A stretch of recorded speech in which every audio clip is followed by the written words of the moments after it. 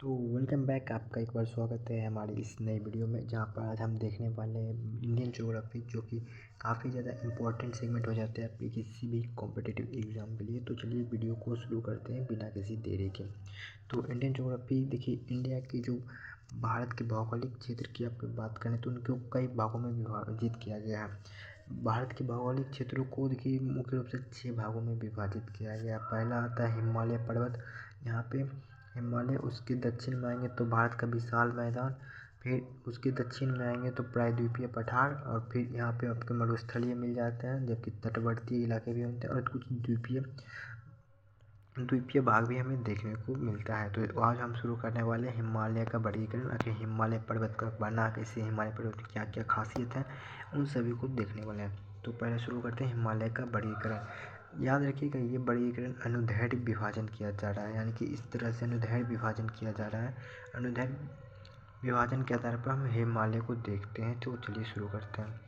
लेकिन बात आती है उससे पहले कि आखिर हिमालय पर्वत बना कैसे। तो हिमालय पर्वत अगर आपसे पूछे बना कैसे, तो वो बना है प्लेट टेक्टोनिक थ्योरी, ठीक है, प्लेट विवर्तनिकी के सिद्धांत से बना है। प्लेट टेक्टोनिक थ्योरी क्या कहती है कि जब एक प्लेट दूसरे प्लेट, यानी कि एक भारी प्लेट होगा एक हल्की प्लेट होगा, ये दोनों जब टकराती है तो भारी प्लेट नीचे हो जाती है और हल्की प्लेट ऊपर उठ जाती है।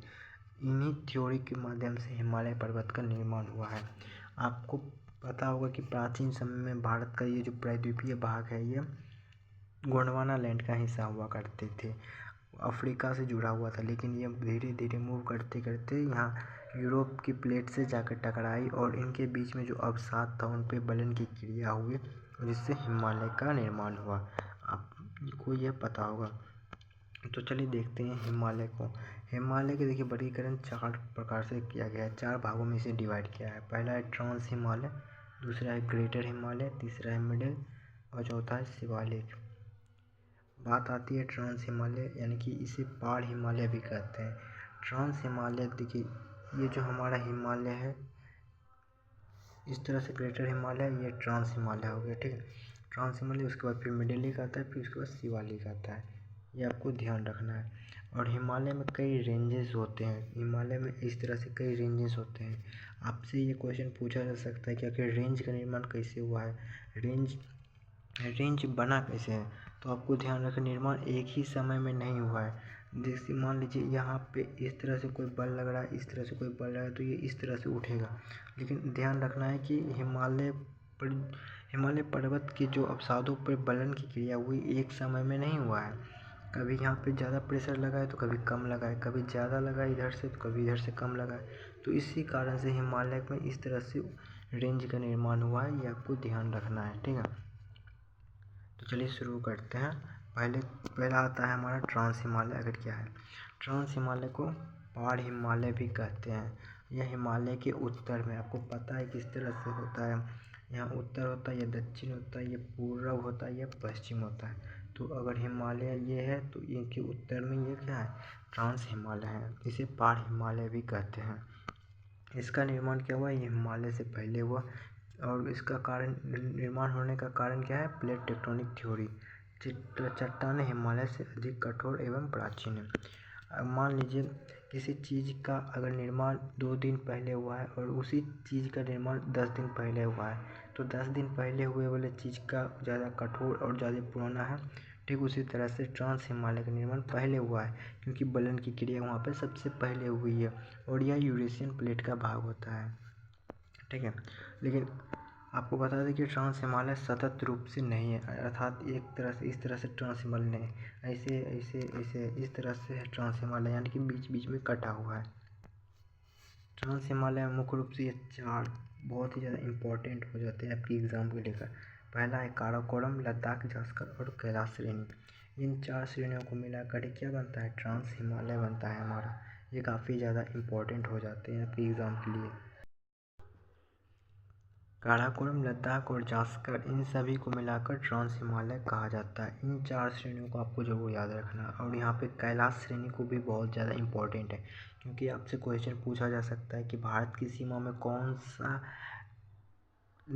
कौन सा श्रेणी मौजूद नहीं है ट्रांस हिमालय का, तो है कैलाश। कैलाश भारतीय सीमा में नहीं मौजूद है या तिब्बत में मौजूद है, आपको ध्यान रखना है। ठीक है। देखिए महान हिमालय, और ये महान हिमालय से क्या है उत्तर में, ये आपको पता है महान हिमालय से, अभी बताएं आपको, ये पार हिमालय, हिमालय से पार है। ट्रांस हिमालय क्या है, वन वहीन प्रदेश है, यानी कि मान लीजिए ये हमारी पृथ्वी है, यहाँ पे 0 डिग्री अक्षांश रेखा है और हिमालय यहाँ है, तो ट्रांस हिमालय यहाँ है। ठीक है, आपको पता है। आपको इतना ज़रूर पता होगा कि जब 0 डिग्री यानी कि भूमध्य रेखा से आगे की ओर जाते हैं, उत्तर की ओर जाते हैं, तो गर्मी कम पड़ने लगती है, क्योंकि कर्क रेखा जो 23.5 डिग्री हमारा जाता है, उन्हीं तक सूर्य की किरणें पहुंचती है, उसके बाद नहीं पहुंचती है। यानी कि जैसे जैसे हम इक्वेटर से उत्तर की ओर जाते हैं या दक्षिण की ओर आते हैं, तो गर्मी का अभाव हमें कम महसूस होता है, ठंडी का अभाव होता है, यानी कि ठंड कम हमें अभाव महसूस होता है। तो ट्रांस हिमालय क्या है, वन विहीन प्रदेश है, वहाँ पे कोई वन नहीं पाए जाते, कोई जंगल नहीं पाई जाती, बल्कि बर्फ़ ही बर्फ़ पाई जाती है, क्योंकि वह ज़्यादा ऊंचाई पर है और दूसरी चीज़ वह ज़्यादा अक्षांश पर है। इसी वजह से यहाँ पे 9 से 10 महीने क्या होते हैं, बर्फ़ ही होते हैं। और यह क्या है, यूरेशियन प्लेट का भाग है, अभी आपको बताया था। आगे का चीज़ देखिए, तो आगे का चीज़ है तिब्बत में ट्रांस हिमालय को तिब्बतीय हिमालय भी कहते हैं, या इसे टेथिस हिमालय भी कहा जाता है। तिब्बत के लोग इसे ट्रांस हिमालय को क्या कहते हैं, तिब्बत हिमालय कहते हैं या टेथिस हिमालय भी कहते हैं। अब बात आती है टेथिस हिमालय क्यों कहा जाता है। तो आपको पता होगा कि पहले टेथिस सागर हुआ करते थे, जिसका एक छोटा सा भी रूप बचा हुआ है, भूमध्य सागर। ठीक है, तो टेथिस सागर के अवसादों के बलन की क्रिया के फलस्वरूप ये क्या बना है, ट्रांस हिमालय बनता है, इसीलिए इसे टेथिस हिमालय भी कहा जाता है। इसके सबसे महत्वपूर्ण श्रेणी की बात करें तो सबसे महत्वपूर्ण श्रेणी है काराकोरम, या ट्रांस हिमालय की सबसे महत्वपूर्ण श्रेणी काराकोरम। इसमें हमारा क्या है, K2 यानी कि गॉडविन ऑस्टिन इसको बोला जाता है, जो कि भारत की सर्वोच्च चोटी है, गॉडविन ऑस्टिन K2। इसकी ऊंचाई कितनी है, 8611 मीटर, जबकि यही K2 गॉडविन ऑस्टिन हिमालय की दूसरी सबसे ऊंची चोटी है, जबकि पहली कौन सी है, माउंट एवरेस्ट। अब बात आती है काराकोरम कितना लंबा है, तो काराकोरम 800 किलोमीटर लंबा है। आपको ये ध्यान रखना है, बहुत ही ज़्यादा इंपॉर्टेंट है ये क्वेश्चन, ये गॉडविन ऑस्टिन और 800 किलोमीटर लंबा, ये बहुत ही ज़्यादा इंपॉर्टेंट है। काराकोरम श्रेणी को चीन में कागिर या कोगिर की श्रेणी के नाम से भी जाना जाता है। ठीक है, आगे चीज़ देखिए, तो आगे है ग्लेशियर। देखिए ग्लेशियर क्या है, साफ पानी से बनता है, जहाँ पे स्वच्छ जल रहेगी वहीं पे ग्लेशियर का निर्माण होगा। तो यहाँ पे ग्लेशियर भी पाए जाते हैं, क्योंकि एक तो ऊंचाई पर ज़्यादा है, दूसरा यहाँ पे अस्वच्छ जल मौजूद होता है। तो यहाँ पे कुछ ग्लेशियर है, जैसे सियाचिन, बाल्टोरा, बियाफो या विस्पर। सियाचिन जो है वो दुनिया का सबसे बड़ा ग्लेशियर है, आपको ये ध्यान रखना है। ठीक है, सियाचिन कहाँ, नुब्रा घाटी में स्थित है, जो नुब्रा नदी में स्थित है। इससे में वर्षा नगण्य होती है, बल्कि ना के बराबर। सियाचिन में वर्षा लगभग ना के बराबर होती है। सियाचिन ही सबसे बड़ा युद्ध स्थल है और इसे कृष्णगिरी के नाम से भी जाना जाता है।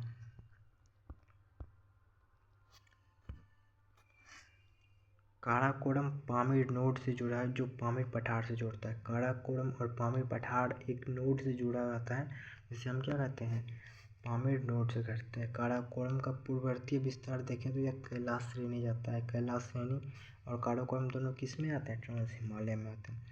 काराकोरम की चौड़ाई की बात करें तो 120 से लेकर 140 किलोमीटर तक है, जबकि औसतन ऊंचाई इसकी कितनी है, 5500 मीटर ऊंचा औसतन ऊंचाई है। अब बात करते हैं लद्दाख की, तो लद्दाख में 5300 औसतन ऊंचाई है और लेह के उत्तर दिशा में यह मौजूद है। लेह अगर यहाँ है तो उत्तर दिशा में यह लद्दाख मौजूद है, लद्दाख पर्वत श्रेणी। ठीक, और इसका पूर्ववर्ती भाग कैलाश से जुड़ा हुआ है। इसमें 2 दर्रे पाए जाते हैं जो बहुत ही ज़्यादा इम्पोर्टेंट है, खारदुगला और दिगारदुला दर्रे बहुत ही ज़्यादा इम्पोर्टेंट है। यहाँ पे राकापोसी चोटी पाया जाता है, जो विश्व की सर्वाधिक तीव्र ढलान वाली चोटी है। ठीक है,